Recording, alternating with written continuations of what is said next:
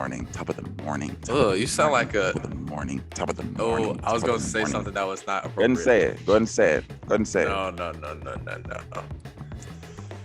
No. it. Okay, ladies and gents, let's go ahead and get into it this week. We have what has the potential of being, I think, one of the best Super Bowl halftime shows in years, like since maybe Beyonce. Is that too much of a reach? I think the potential is there. You mean like Coldplay and Beyonce, or just Beyonce? But Coldplay, Beyonce, and Bruno was good because of Beyonce and Bruno. Good. I'm just gonna say this has the potential of being one of the better Super Bowls, because literally you have Aftermath, basically. You have Dr. Dre, Eminem, Kendrick Lamar, Snoop Dogg, Mary J. Blige, all performing at the Super Bowl halftime show. We've talked about this a lot individually, about how I was surprised at the actual billing is Dr. Dre headlining, featuring Snoop Dogg, Eminem, Mary J., Kendrick Lamar, which that to me was confusing. But I mean, this is still like a stacked performance. I think there's like a combined like 43 Grammy Awards between the two, 19 Billboard #1 albums. It's going to be a huge performance, and shout out to Rock Nation for putting this together. Honestly, are you guys shocked that Eminem is finally going to be on the Super Bowl stage? I feel like that's surprising and not surprising at the same time. I'm totally with you, because his popularity warrants it, but like his content, especially like you would think like when's peak. Well, when I'm thinking Eminem, we're thinking of like Eminem like in the early 2000s. He couldn't have done a Super Bowl, but like Eminem were like all those other albums like Recovery. He's got a cleaner image now. So Marshall Mathers 2, all that stuff, like that Eminem could do the Super Bowl. But the lyrical genius Eminem. I'm already calling it. Lose Yourself is gonna be the song that's played. He's gonna do. Do you think is this gonna be they're each gonna do one song that Dr. Dre produced? That's just gonna be it. I don't know. That'd be kind of. I feel like if this is done well, it could be great. But if not, it could feel like. I don't know. I think either way, you're gonna have Kendrick Lamar, Snoop Dogg, Eminem. Like people are gonna be entertained. California Love's gonna be huge because they're in LA. Yeah. They're gonna do that. They're gonna do California Love for sure. What do we think Kendrick is performing? Humble, right? I said humble. Humble, probably.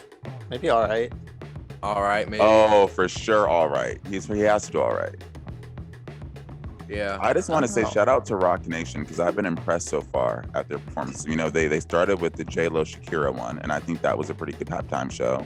They did The Weeknd, and now they're doing this. So Jay-Z, Rock Nation, they're doing their thing. Still Dre's gonna be a play. It's going to be played. Mm-hmm. It's going to be played. Yeah. You know, it's so crazy. They're in Los Angeles. They're like, yo, how many people from the hood gonna be there? It's gonna be like probably nobody, but it's gonna be all people from New York and then most of them are from LA, except for Eminem and Mary J. Blige. I wonder what Mary J's gonna perform. I feel like it has to be Family Affair. Oh, it has to. That's the one that's like dun dun dun dun dun. Yeah. That one. I'm happy about least this time. Who gets the least time here? Probably Mary J, which is unfortunate because her content does not deserve it. Exactly, but you know what's so interesting? Honestly, maybe Snoop.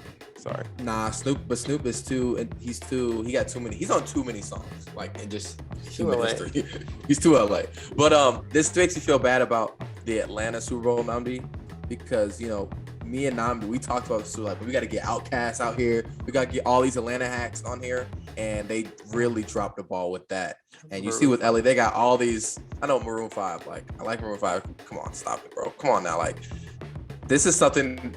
This is a good thing though. I just wish they did it in Atlanta, because Atlanta has just as much star was there power. for 5 seconds. 5 seconds, and his part was kind of cool actually. His part was dope. It was. But it was. Yeah. So okay, so I mean, we can look forward to that. Does this have a date yet? Do we know when the Super Bowl is this year? I always forget. February 13th. February 13th. February 13th. So I guess we're all. I was also gonna say this kind of like eliminates the idea of like a special guest or like a surprise artist coming in. So there's already 5. I don't think that 15 minutes. Has a Super Bowl ever done like surprise artists like they haven't told you beforehand? Yeah, I feel. Didn't Destiny's Child come out? Wasn't Beyonce technically a surprise? No, when she I'm went pretty full sure play when that happened. I'm pretty sure it was like Beyonce is gonna be there. So I don't think that was a rumor didn't for a Destiny's long Child time. Like, that show up at Destiny's her? Child wasn't confirmed. Yeah, no, there's been like rumors fairly often before. Like, Well, yeah. like that, there's rumors, but I feel it's very rare for there to be a confirmed like this is the guest.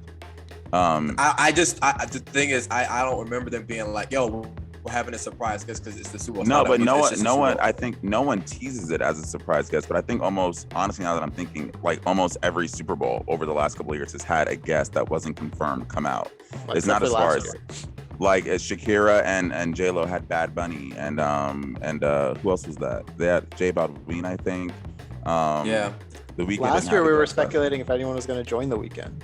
And no one did, but that makes sense because of the pandemic limitations. Beyonce had Destiny's Child. Katy Perry had like Lenny Kravitz, I think, and Missy Elliott. Like, there's always a big name that they throw out. I feel like that's not going to happen here because there's already five confirmed artists. We'd be greedy if we wanted. Yeah, exactly. If we wanted more than we got here.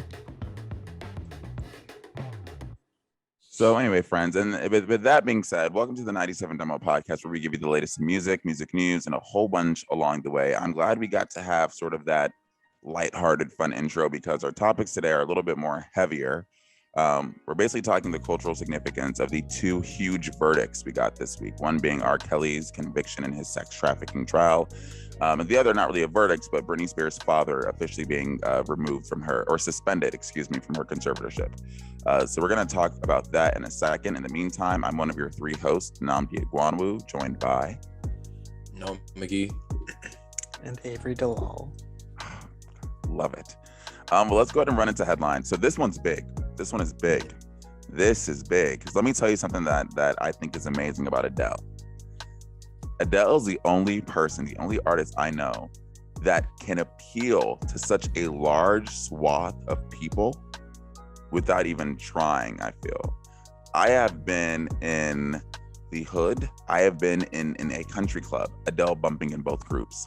I have seen my friends singing Hello at the top of their chest, screaming it. Like, Adele just has such a universal appeal, and it's insane. So I already know whatever album she puts out next is gonna do like insane numbers.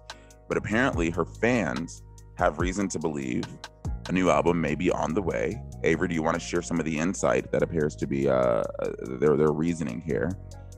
Yeah, 2 billboards popped up with the number 30 on them, which I guess is something that she teased a couple of years ago, saying 30 is going to be a drum and bass album despite you. And yeah, and there's literally just 2 billboards that just literally just say the number 30, and that is enough to get people really hyped for Adele. It got me hyped. I thought she was done with the numbers thing.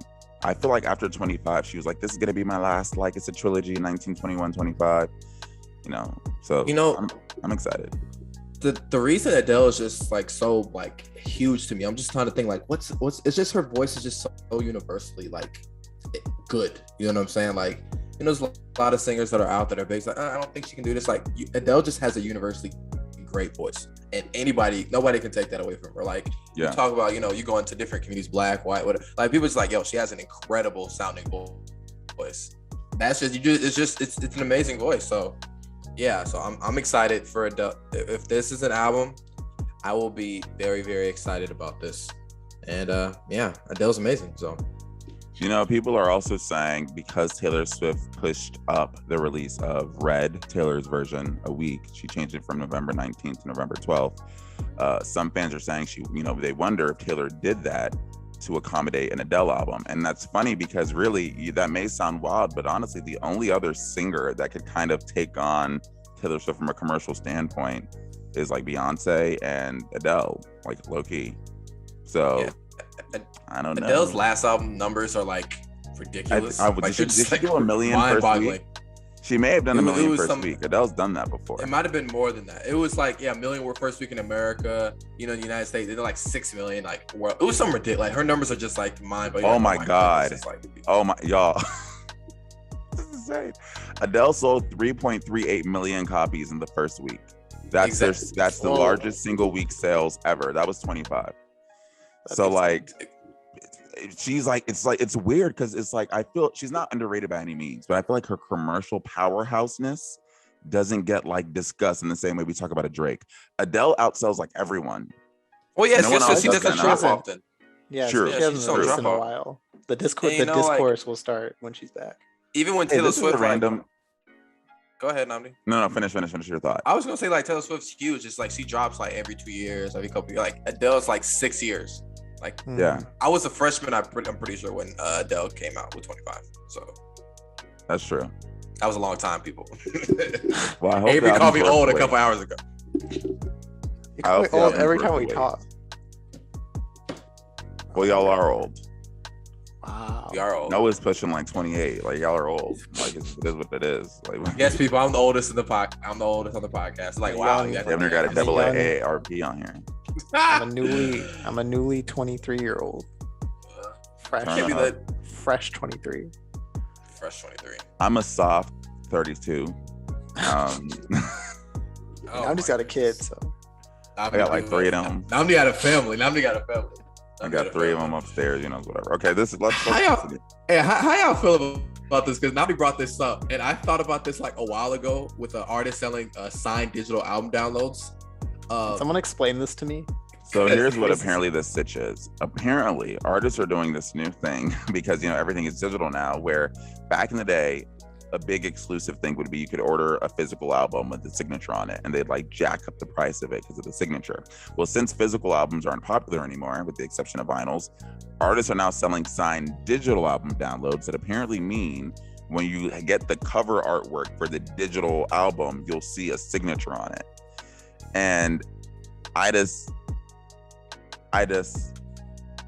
I mean, I think it's cool, but it's like, it felt, you know, if someone were to pay more, this specific example, I think it's important to note. The example that this article uses is Taylor Swift, who apparently sold 4 digitally autographed versions of her Evermore vinyl with her signature on it, like we referenced. It was only $4.99 a piece. So it's not like she was jacking up the price a ton, but it's still sort of like, honestly, if fans are willing to pay for it, I'm not sure I can criticize it, because part of me feels like this is a little scammy. If you're gonna, you know, charge a lot of money. NFT territory. NFT territory. Like, I'm just gonna right click save as. You know what I mean? Yeah, And I have exactly. it now. So Yeah. is there a way to mean- track these like original copies of? That's the a thing, la 'cause, an like, NFT. I don't think so. I don't think DNA. it's because that's why I think it's different. Because like, I mean, I get what you're saying, Avery, but like NFTs obviously more like niche in terms of like you can go and figure out what the Exactly. original of an NFT is. and find the value in it and stuff like it's Right. a signed digital album. It's like it's just that's what it is. Not like people are Is this like passing off of some is there something special in, I don't know, in the To people, file yes, it is. of- to people? Well, no, like I'm it's a saying, sign- like in the file of the original like signed copy to like verify that like this is an Oh. original. Yeah, because that's another thing too. Is like, what if you get the download? Like, I'm assuming you get a download link, and you get to download the project. What if you get like a new computer, you lose it in the iCloud? What's going on then? I'm What thinking of happens? I'm thinking of like Pawn Stars, where people bring in signed stuff and they need like an expert to look at the It has signature no and, value. like see if I it's can't real. imagine it having value. I can imagine it having value. I can't. Is someone gonna go to Pawn Stars in 20 years and be like, hey, I have this PDF that Taylor Swift signed? I'll email it Can to you. gosh. Can I email it to you? Like, Yeah, that don't make sense. Yeah, I don't know. That's true. I don't know, man. interesting. That's really interesting. But if people are willing to buy it, like Nnamdi said, then you can't. Yeah. You can't. So Yeah, well, I'm just curious. I'm just curious. I'm curious. Yeah, I don't. Isaiah Rashad tried to get me with that, and I was like, nah, bro. This is like, I mean, I'll do the Sharpie my damn self. Like, what I need to buy? Exactly. Just trace over it. Okay, Literally. but I think our last headline today a little bit heavier. Emily Ratajkowski, who starred in Robin Thicke's Blurred Lines video, if you remember, well, she's now accused Robin Thicke of fondling her during that video shoot. Is in a book excerpt for her book that's coming out or is out. Mhm. Either one. Her book, My Body. Everything about this Blurred Lines song, It's bad, music video, bad. Robin Thicke, whether you're talking about the content of the song, the music video itself, the copyright issues Sample. with it, Yeah. everything is just not like, this is might be the worst. Yeah. Like, it's just aged No- so poorly. Nothing good came out of the song, unless the time, other than the time like when it was a popular song. But like, that's what I want to say. I feel like we can't say nothing good. I think we have to acknowledge the fact that this has just aged horribly, and our new social like over time, it's just gotten worse and worse and worse. Because exactly. I think aged terrible. I will never forget when I was in high school, and I think this is a candid conversation. I'll be honest about it. When I was in high school, I remember getting into an argument in my newspaper class with the girl who was like, "Blurred Lines is kind of gross." And I was like, mind you, Blurred Lines was one of my, like everyone else in America, was my favorite song for like a couple months. Like I thought it was incredibly catchy. Like, what do you, no, what? Like, no, it's not. I don't hear it. That's crazy. You're reaching, you know? And I honestly feel horrible now because years later, as an adult, you know, who can think properly, right? You listen to the song and you're like, okay, I get it. And then you watch the video and, you know, there was a version of the video where the women were just naked walking. And you're like, I get it. There's a censored version and there's an uncensored version. Like you can literally see naked women in the video. And then now you hear a story like this and it comes full circle of like, wow, I get it. This song, everything about this song was intended to be as toxic as it was. Because you think about, it'd be one thing if you had the lyrics to Blurred Lines and the video was like a man like giving a rose to a woman. Not sure that would change the actual song. But when you think about how planned it was to have that video and act that way during the shoot and actually have this be the content, like it feels like it was an intentional crafting of a song that was going to be used for, you know, as a sexual harassment anthem, maybe. I don't know. I'm glad we can recognize it now. Yeah, and obviously Emily is I'm not as good at saying her name. Ratajkowski. Ratajkowski. Ratajkowski. I said Ratajkowski. Oh, I said around too. I said Ratajkowski too. Ratajkowski. I mean, she's speaking her truth, and I you know, obviously that takes a lot of strength and respect to her for coming out and say that, because obviously, you know, these days if you come out and say something, people aren't always going to believe you. So yeah, respect to her coming out and saying this. But yeah, nothing positive has come out this in terms of like since the song came out, since its popularity, it's just all been bad, you know. Not like Avery, not just the images and the messages that were in the song, but like obviously the Marvin Gaye thing with his family and his estate. It's just a lot of negative. Yeah, I know, but it's a fact. Exactly. It's the fact of the matter, though. You know, no matter how we feel about it. So a lot of negativity coming out of this. So honestly, I don't like Robin Thicke anyway. So I mean, his life kind of went downhill after, but that's a whole nother episode.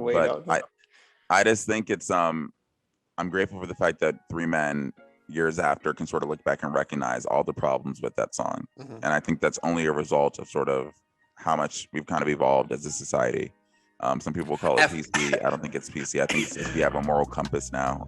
And when you said three men at first, I realized you're talking about, I thought you were talking about Robert T.I. Pro. I was like, those are not a good. I was like, oh yeah, I don't think they have, but they may not have. I meant us as just average music listeners who maybe once enjoyed a song like Blurred Lines, but can now look back and say, oh, probably shouldn't have been bumping that the way I did.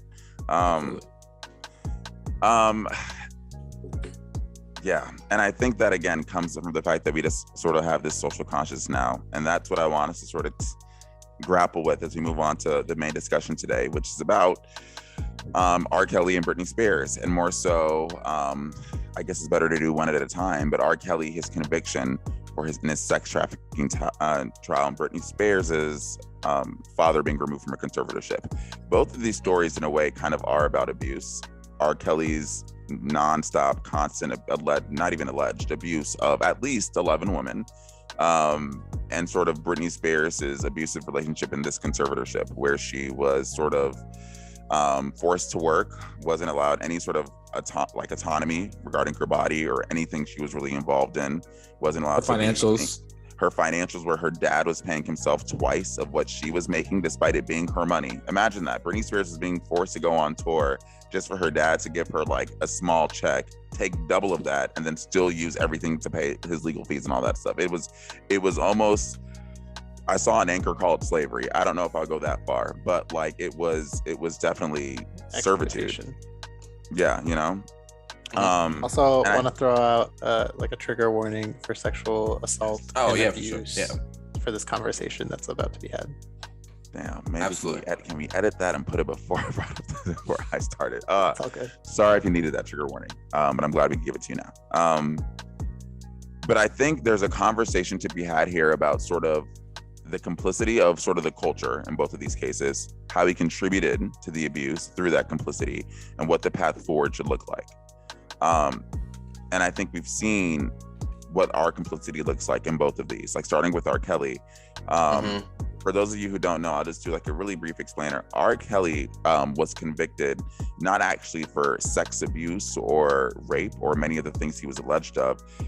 Prosecutors basically convicted him of operating a business scheme. That's what racketeering is, operating an illegal business that's centered on him recruiting and young girls, trafficking them all across state lines for his own sexual gratification.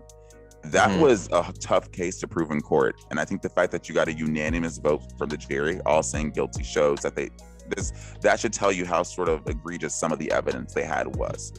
And the bigger thing I've been looking at with this, and the reckoning I've been dealing with, is the fact that we knew all of this for decades. Like, there was a joke I remember in elementary school, kids used, I believe I can fly, something, and then the joke was like, there was like a little song where it was like, and then R. Kelly pissed on her face. Like, there was a joke.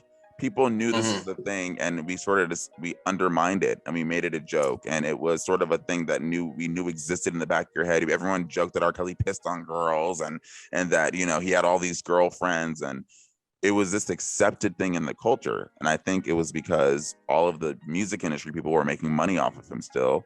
And all the fans were like, well, okay, that's not my business. Or maybe if you're an older fan, you think, okay, well, that's just how the music industry goes. Like, it's, sex, drugs, and whatever. So I think I kind of want to start there. As younger people here who probably have heard rumors of this for a while, just sort of speak on what you feel like the significance of this moment is, now that R. Kelly's been convicted for what he's been accused of for decades. Well, yeah, because, with R. Kelly, pretty much these allegations, we now have obviously a verdict, but this whole thing has been going on ever since I've known of R. Kelly. Like, because like you said, for like people older than us, our parents, the older generation, they grew up at a time where maybe this wasn't information that was like readily available to, like, is R. Kelly, being accused of this? This is stuff that's, being heard, things that are being said. And we grew up in a time where, like, this is information that's available to us. We heard about this. We heard about the videos and the sex tapes and all those things, and the allegations, the Aaliyah stuff.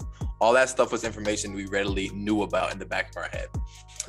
And I'm with you, Nnamdi, in terms of the complicity over it, because this is just something that has just been a part of R. Kelly's life.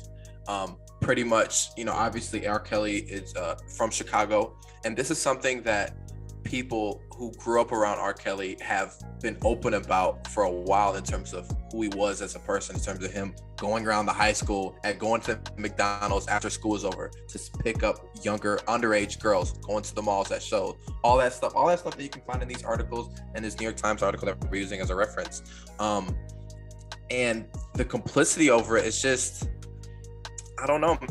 It's kind of just people kind of holding on to something they care about. I think that's a big part, because I don't listen to R. Kelly. This is R. Kelly wasn't something I grew up with in my house, his music, but R. Kelly is just a part of so much music, like not just the music his music, the music he wrote. R. Kelly is on a lot of songs we love today in terms of like just popular music and R&B, rap culture, period. He's on so he has so many writing credits. And it's just really hard for people to separate art and the person sometimes. And some people, like, honestly, I'm still gonna listen to music. I love this song. It's part of my life. We played songs at, family functions, all kinds of things.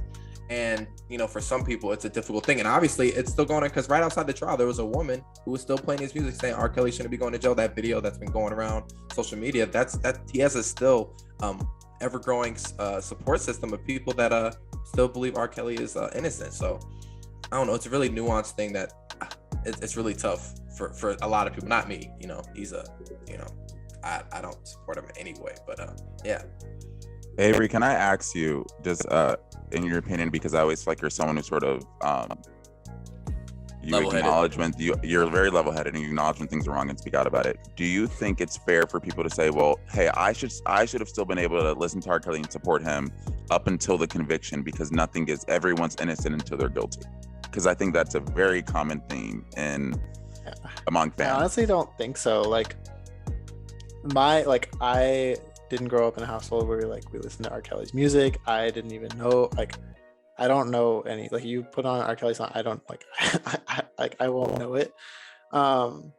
So my only exposure to R. Kelly my whole life was the jokes about him, or like the songs, like the I Believe I Can Fly jokes and all that. So like I feel like my whole life I've known about like jokes surrounding him, and only in more recent years have become more aware of like the seriousness and the weight of those like jokes. I think because it's been common knowledge for so long, like yeah, I get it, the innocent until proven guilty thing, but also it's like that's just, you're just, you know, pleading ignorance at that point. Like you just willful ignorance, right? Like you just don't want to acknowledge it. It's similar to like Harvey Weinstein, you know, to bring him up, and how like at the Oscars a few years ago, Seth MacFarlane made a joke about you know, women that Harvey Weinstein would sleep with, and everyone kind of just laughed at it, and people still went to go see like Weinstein and Co. movies. I think the bigger significance of this R. Kelly thing is like music's Me Too moment. Like music did not have this Me Too moment yet, and I think this is probably the biggest one. And up until this point, you know, while Me Too is, you know, held a lot of people accountable that needed to be held accountable, a lot of the victims in those situations were white women, and in this case Black women are finally being heard and acknowledged, and I hope this is like a trend that can like continue. I think that's such an important point to bring up, because I think the hardest part of me just following the reporting of this trial and hearing some of the things that R. Kelly was accused of doing to a predominantly Black group of women and underage girls is that like we sat back and watched as people who look like us were being abused. And there's not a single person who has power in the music industry who didn't know. And I think that's just what sucks the most. I hope some of these women feel vindicated. But I remember at work, we pulled a soundbite for one of Jim DeRogatis, who was a guy who worked for the Chicago Sun-Times. He was the first person to break a story that R. Kelly was accused of abuse, all the way back in I think like 2000 or 1999. That's how long this has been known. And he was on camera and he said, like, I used to talk to all these victims, you know, covering it, and the message that they felt was that no one cares about young Black girls. Like no one, that's the message that was sort of sent, that no one cares. Like that anyone can abuse you and people will look past it. Because like, what did Malcolm X say? Black women are the most like unprotected, you know, out there. Oh, this is good. And Avery's highlighting what Chance the Rapper said in the Surviving R. Kelly documentary series, that I didn't value the accuser's story because they were Black women. I think it's important for people to acknowledge that's an important part of this. Well, you know, it's also interesting that you're talking about, you know, people believing and caring about Black women. That just falls like not a couple weeks ago with the Gabby Petito story. Yeah. And obviously she's a white woman that was killed. Who was missing, but obviously found to have been murdered. And then a conversation that was going around a lot was white woman syndrome, missing white woman syndrome. That was a very hot button topic that was going around on a lot of the news outlets. And obviously this idea that, you know, when a white woman goes missing or is abused or whatever the case is, there is more attention brought into it. Even like police resources are, you know, directed towards that particular woman. And we're not saying it's not important, but the lack of resource and the lack of attention given to women of color, Black women, other women of color, is the issue here. And that's something that's just not going on with sexual abuse, obviously with this R. Kelly case, but with just in general, you know, people caring about how Black women are abused in many cases, not just on this. And it's just a part of the American culture, unfortunately, and that's something that needs to change. But the fact that, and Avery, I'm with you totally, like just saying, oh, you know, wait until the case, that's just being ignorant, just, you know, denying the things that have said. Because then if you're just gonna say like, oh, I'm just gonna wait until are you just gonna ignore what these women have said and told their stories? Exactly. Like these stories are not something that, like, obviously, you know, a lot of this stuff, Surviving R. Kelly, which was a huge documentary that, you know, came out a couple years ago, but unfortunate part is a lot of these women didn't have voices to tell their story. They have a way to get their story out there, and it was unfortunate that and that documentary was obviously a big milestone and a great thing, because these women were given voices, and their families too. And that's another thing too. I know I'm going on, but like the people that were complicit in this, that knew about this, that's why it's such a big deal, because the people around R. Kelly too are just as, obviously not just guilty, but you know, they're just as complicit and are part of the problem too, which is another thing. It was the culture of the music industry. Unfortunately, like people are like, it's part of the culture. Well, the culture is wrong. The culture of the music industry, what it was like, was wrong. You know what I'm saying? So it's a big deal. And yeah. I heard someone who talked about Bill Cosby in a very similar light when they were saying, just an older guy who was saying like he wasn't against Bill Cosby being let out of jail because his reasoning was, Loki, this may have been one of those TV judges on the Black News Channel, but he basically was like, we all know what it was like back in the day. It was drugs, sex, and wild whatever. That's just what the norm is. I'm like, well, change the damn norm. Like that shouldn't be the norm. I just don't. You should not be someone as powerful as Bill Cosby or R. Kelly and feel that you have to like force sex on women, that you have to do things like imprison them and like not let them leave and tell them that they have to ask you before using the bathroom and take their phones and like do things. You don't need to do that. And I think that's the bigger issue here. It's a conversation about power. It's a conversation about race. It's a conversation about just this culture that enabled him, all in one story. And also the argument that like, why is R. Kelly the one? Why is Bill Cosby the one? And obviously the conversations like, well, these are powerful Black men who are being brought down. And people are like, why are these people? Why is it that these Black men are the ones that are being taken down, not these? Point me to a serial abuser who's a known serial abuser that hasn't been prosecuted. That's what I say to anyone who says that.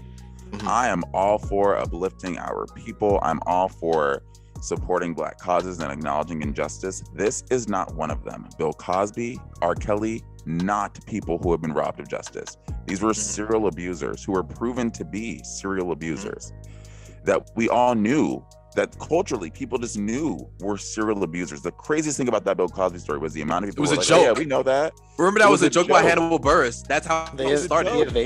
He evaded justice for so long.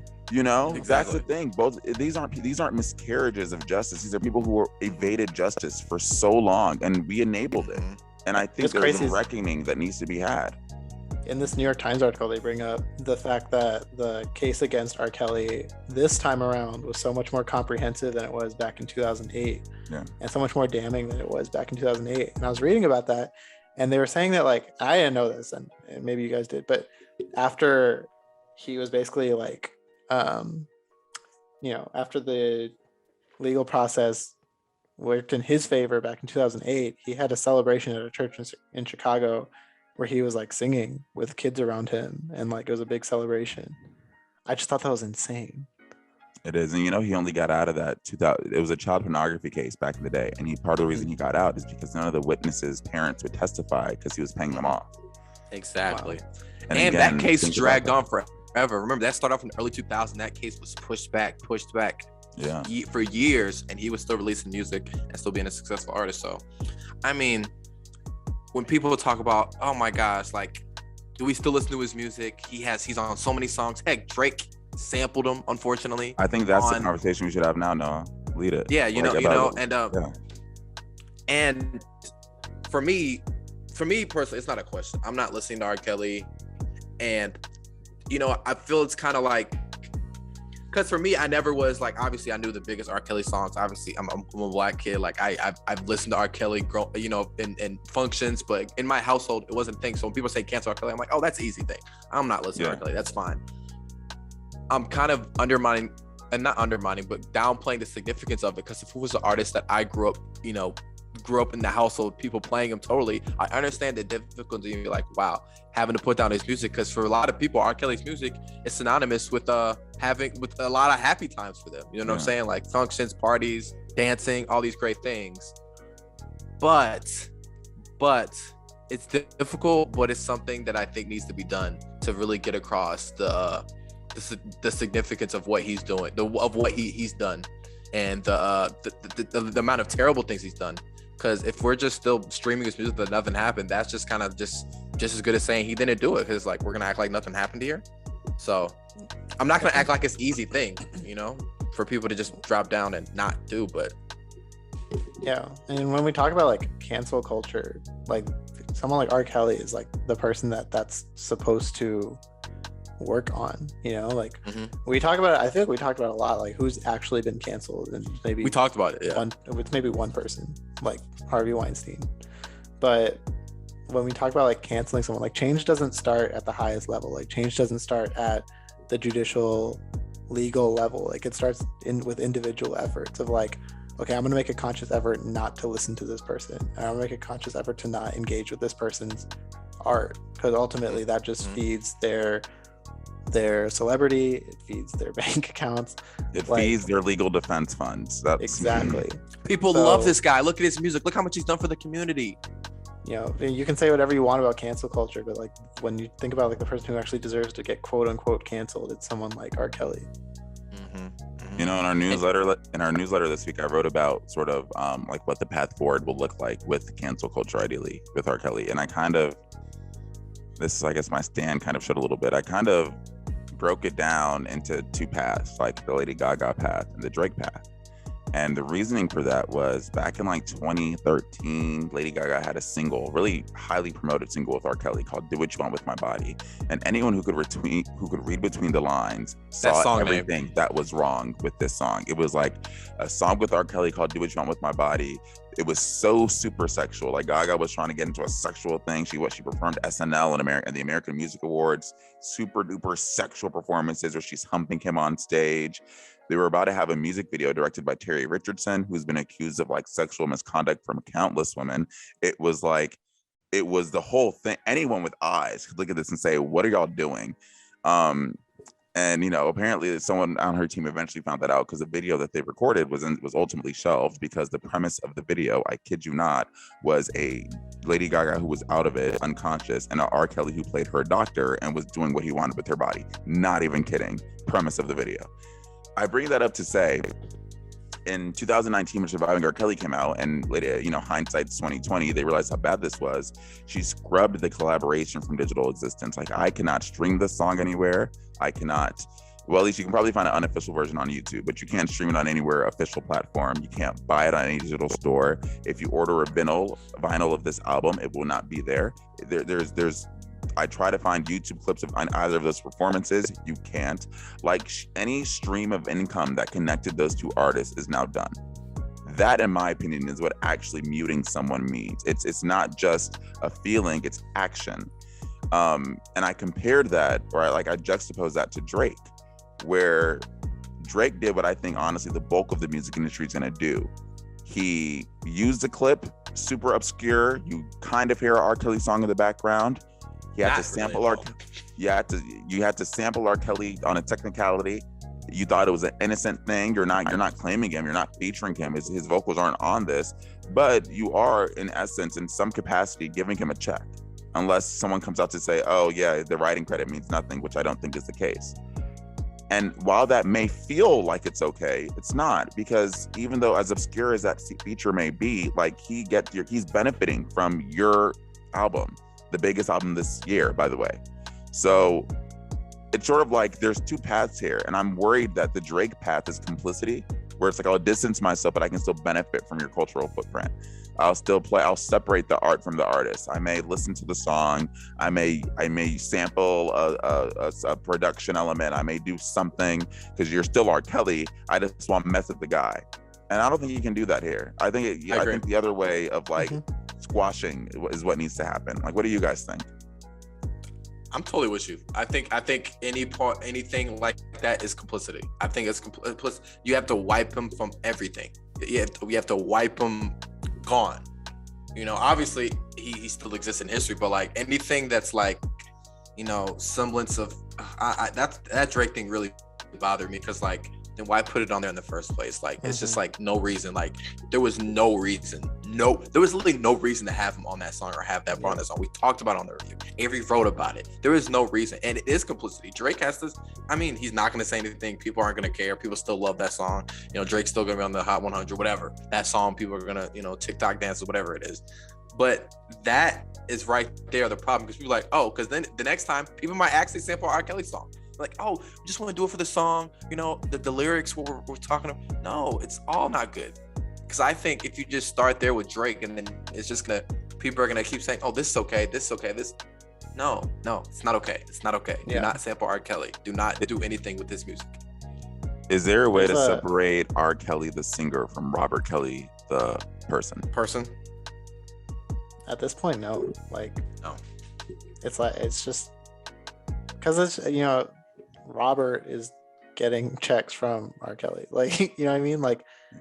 R. Kelly's art, and mind you, it's not done for R. Kelly. He has more trials going on in Chicago later in between in New York now. May. Yeah. This is in New York. He's facing 10 to life right now in New York, but there's other stuff he's facing in Chicago. Yeah. And while he's going to be sentenced in May, they might move him to Chicago for those trials. And so it's not over. So I feel like if you keep streaming R. Kelly, you're funding those defense funds. You're funding those lawyers that are going to try and defend him between now and May. So. It's just the thing is if that was my sister, if that was my mom, if that was my cousin, if that was somebody I knew, it's how would I feel about it? I really try to be sympathetic, empathetic. I always forget which one is the good one, but putting myself in the shoes of the victim, no way I can do. I'm not a woman, I'm not a black woman, but if that was my sister, if that was my mom, how would I feel about that? I would not want people to be streaming R. Kelly whatsoever at all. We're giving too much. We gotta think about the victims here, the people who actually directly affected here, the people who are actually hurt, whose lives are forever damaged and changed forever because of what R. Kelly has done to them. We gotta think about them, and thinking about those people makes it a pretty easy decision. This should not be R. Kelly's music should not be streamed at all. Period. Yeah. In the discussion. We were complicit. Well, if that was your mom, what are your sisters? We were complicit for so long, and it led to the abuse of these women. Let's not be complicit anymore. Absolutely. Can I ask about this? There's an excerpt in one of these articles from a TV critic. I don't know if I'll be able to find it, but basically they're saying that while bringing awareness to the issue, shows like the Chappelle Show and the Boondocks kind of made light of the R. Kelly trial. And I think it's important to acknowledge that they weren't exactly examining R. Kelly as much as they're examining the public culture perception. The culture surrounding I agree. People defending R. Kelly, thinking it's a big conspiracy to tear down successful black men. So what do you guys think about that? I mean, the thing is, the R. Kelly and the Boondocks and the Chappelle Show, they kind of did differently, because with Boondocks, I think you hit on the nose in terms of people examining the culture around him, because obviously the premise in the movie is R. Kelly's on trial for peeing on a woman, and essentially at the end, people forgive R. Kelly because he can sing. Essentially, that's the premise. People are like, man, R. Kelly could sing, people forget about it. And it's crazy because that felt like a real life thing. That felt like a real life. People are like, man, I know R. Kelly did that, but dang, I love this song. Dang, I believe it. Dang, I could love all these. I love this song. You know what I'm saying? And to me, that was a real examination of the culture around R. Kelly and how people felt about him. And I think that was accurate, especially the black community. And I think that was an accurate portrayal at the time, because that was a real thing. The Dave Chappelle thing, I could see somebody saying you're making a joke out of it, because obviously he's just talking about, essentially Dave Chappelle's just playing R. Kelly singing music video, talking about peeing on a woman. Yeah. I mean, I want to get you guys' thoughts on it too, but that, to me, that felt like a little different thing than what the Boondocks did. I don't know how you feel about so that. I think both of those shows, as cultural touchstones, a lot of the premise was reflecting culture at the time, right? Mm-hmm. Unfortunately for us, culture at the time was toxic and problematic, and found those things entertaining. I think the bigger problem, like the New York Times says, is that it kept the audiences amused instead of troubled, and that in the portrayals of R. Kelly, you can maybe poke fun and reflect the culture in a way that still establishes that this guy is the villain here, instead of Dave Chappelle making you laugh at R. Kelly and thinking it's hilarious, and the Boondocks making you just crack up. I think the problem isn't necessarily the portrayal as much as it's the fact that it was amusing and not troubling. Mm-hmm. That was from a former TV critic of the New York Times, Aisha Harris, who said that. Said that basically these shows help shape the perception of R. Kelly through humor. So, if there's one thing I can say to end this, because we still have to talk about Britney, and I think we're about to be, I don't know where we are with time, but I feel like we're long with time. We're at 25 minutes. 26. Oh, That's the whole show. That's the whole Yeah. show. I'm doing our time on this particular topic. But This is the last thing I want to say as we talk about the path forward is I think the complicity thing, I'm glad we're aware, but how should we now address if there's any other artists, newer artists, who are doing things that we see aren't great, whether it's abusing women or accusations of abusing women, which I can think of at least 3 artists right now off the top of my head. I'm not going to say it because I don't, I want to read into that first. But how do you think, what do we need to do to ensure we're not complicit in the formation of another R. Kelly? I don't know. I think it just comes to people speaking up. I don't know. It's really tough because like obviously we're not around these artists. We're not around them every day. We can't allege like, oh, I think he's doing this based off this, like it's just a matter of people speaking up. And obviously with R. Kelly, people and these victims were brave enough to speak out and share their story. And also R. Kelly's an idiot too. Like he's just an idiot. He had tapes of these things too. But it's a really tough thing because we can't just like pull these things out of a hat and be like, this artist, he's bad now. So yeah.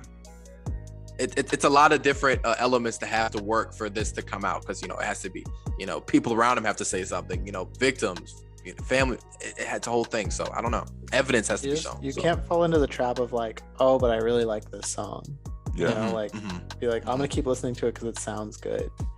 Like that doesn't matter really at the end of the day. It doesn't matter. It's like we all love music. Yeah, we all love music a lot. Supporting abusers.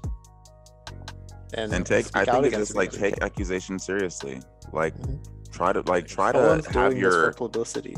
Yeah, maybe try to have your go-to be believe the woman or this, like really kind of listen to them instead of writing it off and listening to the song again. So I agree. I just hope as a culture we can acknowledge R. Kelly and change a little bit. But R. Kelly, he's not the only, celebrity that has this reckoning with the culture's role in perpetuating very bad things. A lot of coverage has been dedicated to Britney Spears and her conservatorship, which, and if you somehow don't know, since 2008, Britney Spears has been in a conservatorship, which is a thing that's typically for older people who are mentally incapacitated because it gives someone else, your conservator, the right to make all decisions for you. You can't do anything on yourself regarding your finances, your body, your social life, what you eat. Like a conservator, the color of your cabinets, like every decision you make, a conservator has to really be the one to actually make the decision. For the last 13 years, roughly, Britney Spears' father, Jamie, first was the conservator of both her person and finances. I think for the last year has just been the conservator of her finances, which meant any financial decision went through him. He determined how much Britney Spears got as a stipend, how much he got, what property she had. He controlled everything. $60 million estate, all being controlled by Jamie Spears. Well, that is officially no more. He has now been suspended as her conservator of her financial estate. He's no longer involved in her conservatorship at all. Even though I think a big thing here that we shouldn't lose track of, Britney Spears is still, in fact, in a conservatorship. Her dad just is no longer her conservator. I think now there's a court appointed conservator that's... No, she named it, okay. So she named John a California Zabel, accountant. a temporary conservator. So... of her finances. I wonder if she still has the conservator of her person. I think Jody Montgomery was her name. I'll Google that. I think it's also important to mention that this is like Britney. I think they're going to motion to end the conservatorship as a whole, but like as of right now, they were just motioning to get rid of her father as the conservator. I think what gets misconstrued is people think that all of this is to end the conservatorship as a whole. But Britney had, that might happen in the future, but like right now, Britney had just wanted her father to be removed as conservator. I feel like this story really got big a couple of months ago when Britney Spears was on record in court for the first time describing some of the things her father was putting her through and why she thought it was abusive. I think we talked about it when it happened, and sort of a lot of people knew of the Free Britney fans and they're, wearing pink outside of courthouses, and we laughed at them trying to deconstruct her Instagram messages and do all these things. We all thought it was humorous. when in reality, they were all kind of right, because when she finally spoke up for the first time about it, it was just as abusive as all of them were saying. She said, I couldn't have any more kids. I was told no. I was forced to have an IUD. I was told if I wasn't going to perform, I would get injected with lithium. Anytime I spoke out, I was sent to a facility. Like, it was a really sort of, remember that episode of Black Mirror with Miley Cyrus, where she played like the singer who was literally being used for her voice by the end of the episode? Like, she was at that point, she was like unconscious and they made her voice. That almost feels like what Britney Spears was going through. I'm so happy I made that comparison, because it really is. But the conversation I want to have, ladies and gents, beyond just the details of this change in her conservatorship, is the media's role in all of this. I think there's a reckoning there. I think we have to acknowledge the fact that Britney Spears, quote unquote 2008 sort of I was going to say situation, was the media was a huge factor in that, in the sense of how we covered it, how we covered her, we dehumanized her. We, when Britney Spears literally was having a breakdown and shaving her head, instead of anyone asking, "Whoa, is she okay?" we made it a front cover story and made fun of her, and memes weren't even a thing, but I swear there was memes back then of it. There was this no empathy or compassion for this woman. And I think Britney Spears has always been in this sort of interesting bucket as a child star turned adult pop star who, like, the media just was relentless with the entire time, from her relationships to the songs she sang to what she wore. And I know that sort of happens to all pop stars, but for Britney, it always felt much more intense, because even when I was younger, I remember Britney Spears kind of being considered that it girl and being put on this pedestal where people were where people were just quick to try to knock her off of it, Yeah. It's interesting because we were just talking about R. Kelly and his, what the culture, in other words, had an effect on him and how people thought about him. And this is kind of the same thing, but in the kind of opposite way. Obviously she's not the one doing the abusing. She's the one being abused or being used in a sense. And obviously we talked about this, just like, obviously with the Justin Timberlake thing too. Remember the things he said about her, and obviously that terrible apology. That wasn't even an apology. It's just I don't know, man. It's just, that's the thing that's so terrible about the music industry as a whole, is that, people get a story and run with it, and they kind of decide, like with art, it's like, oh, he did this to a woman, oh, we're gonna make jokes about it, it's gonna be a thing, we're not gonna take any real action about what we're gonna talk about and kind of ignore. With this Britney Spears thing, it was like, wow, Britney Spears is going through having real problems. I'm not in her head, I'm not around, I don't know exactly what she's going through, but she's having real problems, and people kind of decide what they want to do, and people decide that we're going to break her down, we're going to make fun of it, she's crazy, she doesn't know what she's doing, what's going on in her life, and it's really unfortunate. Britney Spears didn't do anything wrong. She's not a criminal. She's not a bad person. I don't know what kind of person she is, but she didn't do anything illegal that we know of. And she was put in a situation where she was taken advantage of. And that's another part of being a child star turned adult, because obviously we've heard countless stories of child stars being taken advantage of and being used, and then finding out later, this isn't a situation I want to be in. That's kind of like Britney Spears is like the go-to thing of like child star turned adult star that was being taken advantage of the whole time, in a sense. Yeah, I think of like, I don't know if something like this would be even like allowed to happen anymore, because I just think when Britney Spears was going through her issues with mental health, it was played more, as we see here, as like entertainment rather than anything serious. Like, there just wasn't the awareness or vocabulary for taking mental health seriously. And I know he's, the situation I'm about to bring up is about a white man, but like John Mulaney checked himself into rehab last year, and people were very supportive of that. No one was like, oh my gosh, like, well, I need to know everything that's going on. I feel like the reaction to that was kind of like, oh, I hope he's okay, and I hope he gets the help that he needs. Yeah. And that was just not the kind of grace that was granted to Britney back when she was going through all of this. And it's even worse when I feel like, I've sometimes criticized the amount of documentaries that are being made about all this conservatorship stuff now, because I think Britney's been vocal at how she does not like the media attention and documentary. And now it's just sort of like, Oh, we're Are gonna we make one again every making week. the mistake of commodifying her again with this? Last Yeah. weekend, Hulu, CNN, and Netflix all came out with a documentary, same weekend. So I say that to Did say, The she same tweet weekend. or something that she was like watching them, like questioning things, or like yeah, scratching her head. That was like, Yeah, yeah, scratching her I saw head. that. And that aside, I think one thing some of these documentaries have done that helps is they've really painted her as a human. And that's what never happened in the earlier 2000s. No one cared about the person behind the star. And I think now we sort of do. You look at Britney at this time being a 25-year-old. I'm 24. Being a 25-year-old with the world's attention and going through just a really rough period and having no one care, having the paparazzi still tailing you, having media covers, put this horrible picture of you nonstop. Like, I can only imagine the damage that does to your mental health, And I'd like to think that because of what Britney went through, she was a sacrificial lamb for a lot of the newer stars of today's generation. Like, I'd like to believe that if Billie Eilish was ever going through something, that no one would even consider putting out a story like this or posting a picture like this, because we've learned.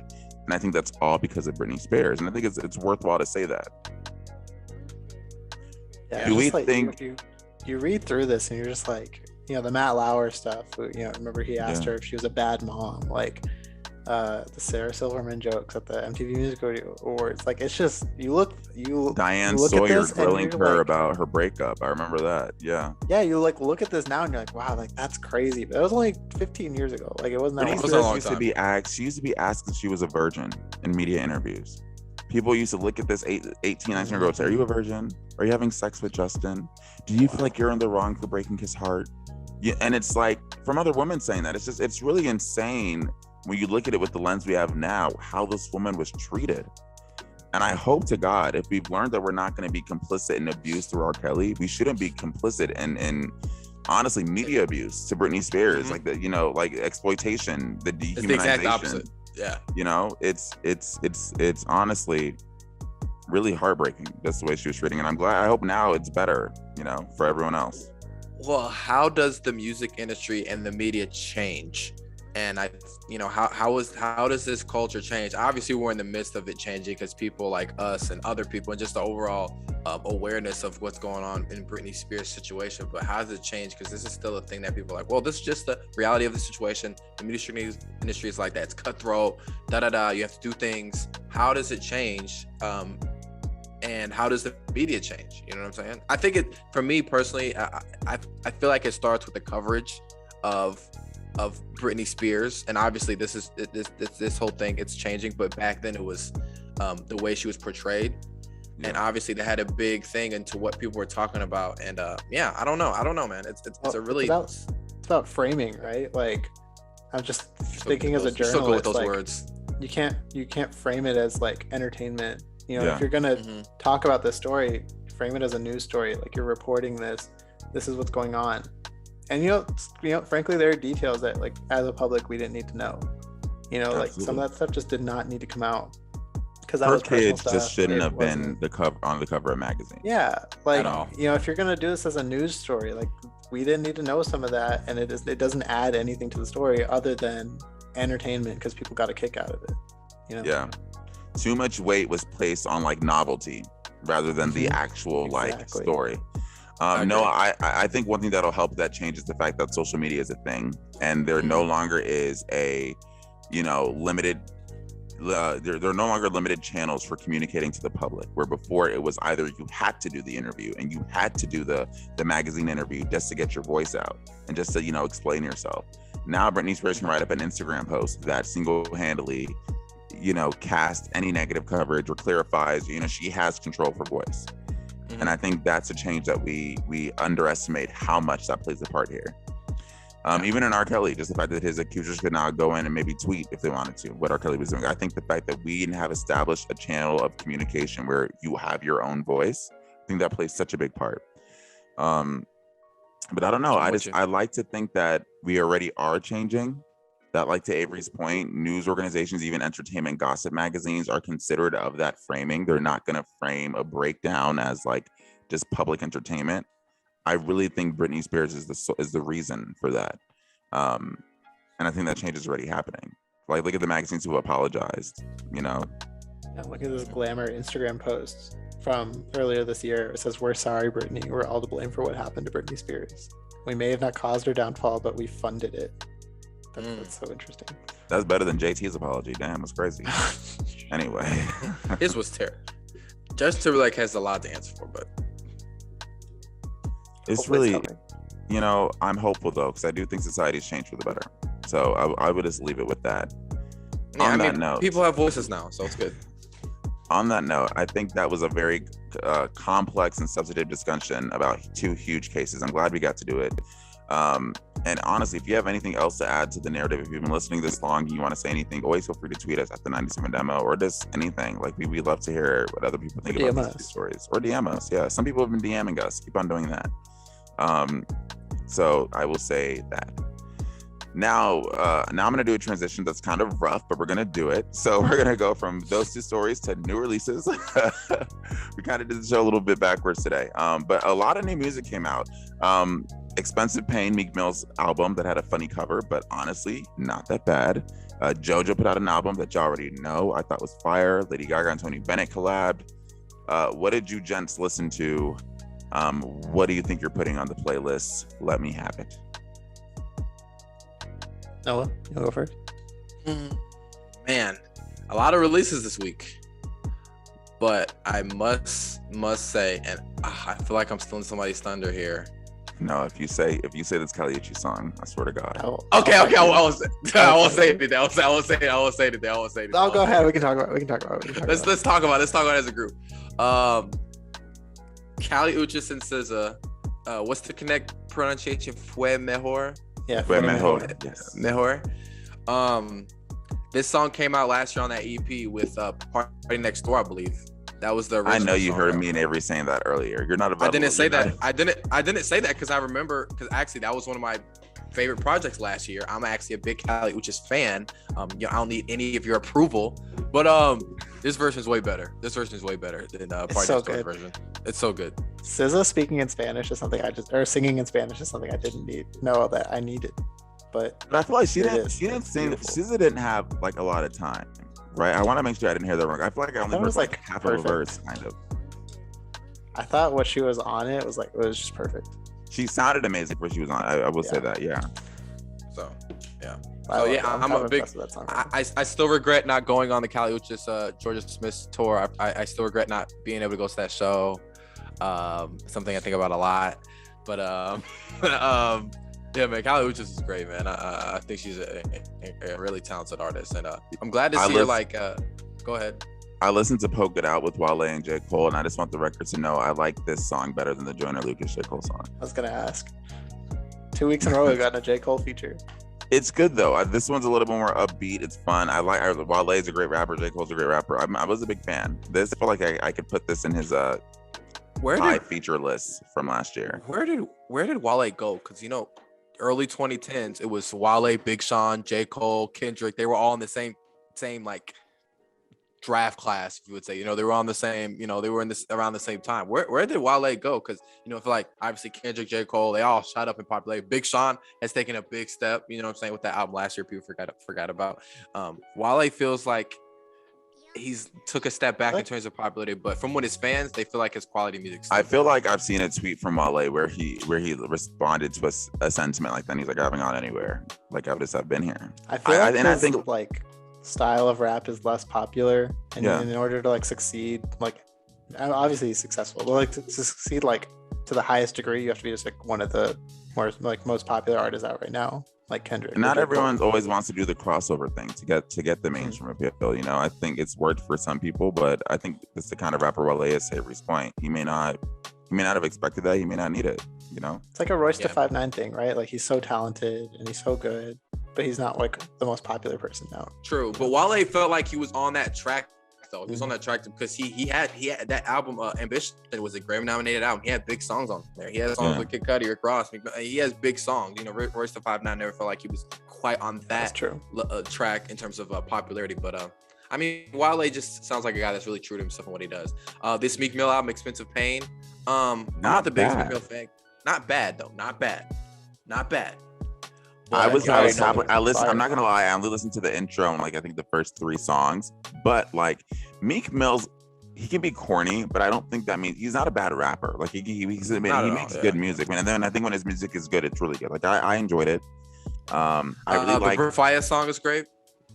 Brent Faiyaz song. Wait, is that on this list? What song was it? Yeah, towards the end. No, it's on. It sort of ends the expensive. You're talking about the Meek Mill album. Meek Mill. Oh, I Yeah, thought you moved to a new song. Okay. No. Yeah, it's track 17. Brent Faiyaz just killing it. Still waiting on that album, bro. Yeah, Brent's like, I did not tell y'all you were getting an album this year. Stop waiting. For sure. Nnamdi, this JoJo. You already know. JoJo's great. This is I think a concept album because each like track is like there's one song called like Anxiety, you know, and it's like Berlinda's theme is. I think each song is kind of it's like a concept album, but JoJo just sounds amazing. I don't think that should be that surprising.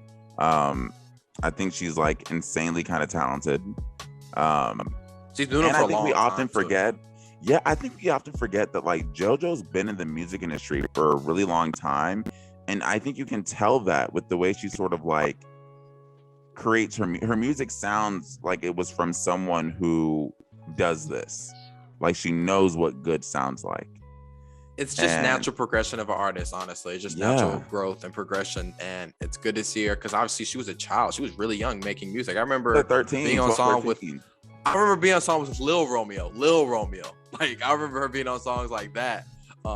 And now she's obviously where she's a grown woman. And I think I love seeing like natural progression of artists, you know, when they're young, the music they talked about then and obviously what they're talking about now. And obviously from the cover, from the name of the album, trying not to think about it. And the track list, it seems like she's getting some deep topics, which I appreciate. So Lady Gaga, Tony Bennett put out a jazz album called Love for Sale. Jazz isn't for me. I just wanted to mention it because I think it's Tony Bennett's last album because he's older.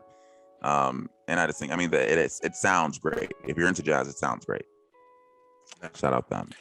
Have y'all heard this Meg Thee Stallion Crazy Family? Like it's for the Addams Family, that the upcoming movie, and it's this song that's like it's Have y'all heard it? I didn't even know this came out until you put it here, so I'm interested. I want y'all to listen and tell me what you think offline. It's a good song. It's catchy. It took me a minute to connect it to the Addams Family, but you know, it's a song, and that's cool. And I just want to shout out Burna Boy too. Burna Boy Polo G, Want It All. That was a great song. And now that's all from Nnamdi. Yeah, one more for me. Just The Alchemist, his second part of his EP. It's required. I talk about Alchemist, the Thing of Ours 2 EP. I'm excited about that. So. Yeah, he put out a single, Miracle Baby. So, I mean, not a single. It's just like he just released one of the songs. So I'm excited for that. Avery, what about you? What did you listen to? This Neighborhood song, Fallen Star. I love the Neighborhood album from last year. That's not off our list. That's cool. This song called Fallen Star they released. It's great. And also a song, Let Me Find Out. That just shows Avery's still salty about that. I am so salty about that. I kind of regret it now, too. The song Let Me Find Out by Bino, do you guys know who this person is? Bino Rido? Bino Rido. With Roddy Ricch. I feel like I'm a Roddy Ricch fan at this point. Like the dude just all hits. Oh, is it official? All hits, no misses. He's so good. He's just so good. This next album's gonna be a hit, I feel like. Yeah, it's gonna be huge. But it's gonna be huge. That's it for me. Yeah. Okay, so expect a lot of fire on our playlist this week because we're in new releases. Let's get into some of our predictions for what the Hot 100 will look like tomorrow by the time this episode drops. Apparently this upcoming week, NBA YoungBoy will have his number one debut with about 37,000 units moved. He had been head to head with Drake all last week because Drake was about to honestly have a fourth week at number one. And as you see, they're estimating it's going to be like a less than 5,000 unit differential between NBA YoungBoy's first week and Drake's fourth week. It is close, and it's insane. Close. So that means Drake has blocked what would have blocked number ones for both Lil Nas X and NBA YoungBoy consecutively. It looks like that ultimately won't happen. Other than that, the top 10 is going to shake out like what the top 10 normally is, with Lil Nas X, Donda, Sour, Planet Her, and Morgan Wallen still making money despite being quote unquote canceled. In the week that's ending by the time this episode came out, the Billboard Hot 100, Lil Nas X entire album managed to get on that chart. Wow. Good for Lil Nas. Mm-hmm. Avery, you gonna click on it? Oh yeah, my bad. I wasn't sure if you. I mean, I could do it. I just thought I was just. I wasn't sure if you wanted to. Oh, man. His highest charting song was "Industry Baby" at number 2. That was the album effect. It was 6th last week. But he got Montero at number 9. That's What I Want, which is a newer song at number 10. And then the rest of the album just falls out here. I thought the Meg Thee Stallion song would do a little bit better. $$ Slime, really but good too. I don't actually know where that is. Scoop with Doja Cat's number 43, $$ Slime number 47. So he charted pretty successfully. Stay by Justin Bieber and Kid Laroi. I slept on the song. It's still number 1 on the chart in the week that's ending, and apparently it was number 1 on the Billboard global chart too. So it's doing huge globally. Wow. So good for them. The old TikTok push. Old TikTok push. There you go. And then over on the Billboard 200 albums chart, it's still a story of Drake in the week that's ending. He blocked Lil Nas X from having a number 1 debut. Lil Nas X did sell a nice stellar about 125,000 units first week. So shout out to him. That's a good debut effort. But Drake is Drake. So he just sat at number 1, and that was that. Sticker by NCT. Don't know who that is, but they debuted at number 3. And then the top 5 is Donda and Sour, which again is pacing to be the best album this year, top selling album this year, total. I think NCT 127 is a K-pop band. It is. Yep, so. It's a K-pop band. Yep, K-pop. Oh, so this didn't. I have to bring this up. It's next week, so it's not going to be on any. It won't be on the chart that comes out tomorrow, or it's going to be next week's. But apparently, BTS's Coldplay song. Oh yeah. Is expected to debut number 1. And if that happens, that means that group would have had 6 number 1s in the last 2 years alone. That's huge. I don't know when we're having this conversation. We're going to have to talk about the fact that one of our best-selling acts is a K-pop group, and I don't think they get a lot of critical love. They were limited to the K-pop category at the VMAs.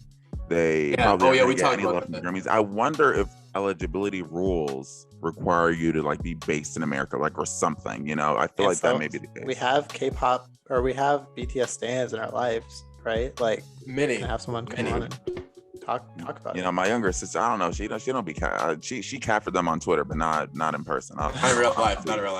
I'll be over her sometimes, but we may talk about that soon. But that's your Billboard rundown, your Billboard highlights. Project of the week, I'll go ahead and start. I chose Yves Tumor. Who is this, Nnamdi? Right? Now, who is this? Yeah, who is this, Nnamdi? Who is that? So I am such a fan of Yves. Really? You're a fan? He's just like, well, we've talked I've about never heard of them. Yes, you have, because we've talked about him with Grant. I'm pretty sure. He's like this. Yeah. He does this like he's like a rock dude, but he blends like rock and like I just think Black people who do rock, they are combining rhythm that we naturally have with rock, which is amazing. I'm sold. Ooh. I love it's 18 minutes. It's like, I think 7 tracks, super easy listen. And I just think it's great. There's a song called Crushed Velvet on it that I'm probably going to put on our playlist. Because it's amazing. And this low-key, someone else may have chose this, because part of the reason I got on this album again is because I was shuffle listening to the 97 demo playlist and Jackie came on. So Avery, that was probably you, if I had to guess. Or maybe it was either me or Grant when we asked him to put something on. But both of the amazing. I encourage everyone to look at it. It may be one of my favorites this year. So big fan. Cool. I picked Blue Shine EP by Jones. That's her name.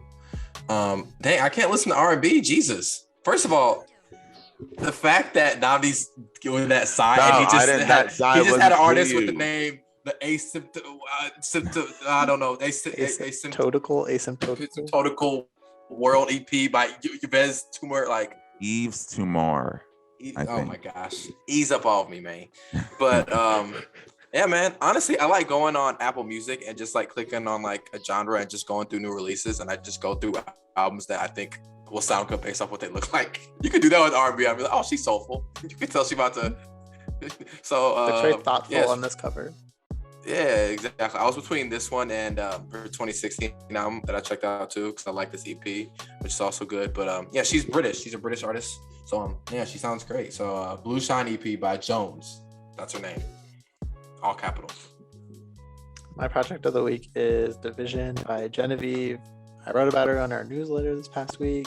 I think I called it like the best R&B album you didn't listen to this year. It's her first album.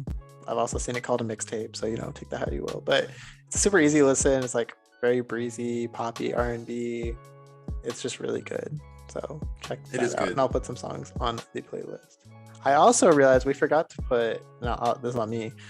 Barty Strange Deluxe Live Forever on the Deluxe came out. Oh, we're trash. That's honestly 2 weeks ago because last week we forgot Run the Jewels Deluxe. Last week, yeah. This week we forgot Barty Strange Deluxe. So no, can I talk? Sorry, Barties.